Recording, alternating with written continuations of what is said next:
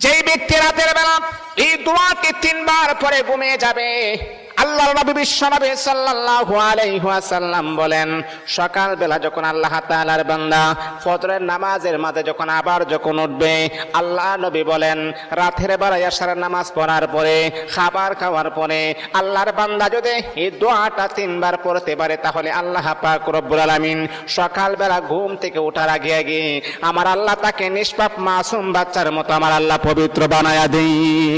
দোয়াটা সবাই আমরা জানি, আমরা সবাই কিন্তু দোয়াটা জানি, কিন্তু আমরা আমল করি না। দোয়াটা হলো আস্তাগফিরুল্লাহাল্লাযী লা ইলাহা ইল্লা হুয়াল হাইয়ুল কাইয়্যুম ওয়া আতুবু ইলাইহি লা হাওলা ওয়ালা কুওয়াতা ইল্লা বিল্লাহিল আলিয়্যিল আযীম। 3 বার যদি আপনি পড়তে পারি, ইনশাআল্লাহ আল্লাহ পাক রব্বুল আলামিন আমার আপনার জীবনের সমস্ত গুনাহগুলোকে আমার আল্লাহ ক্ষমা করে দিবে।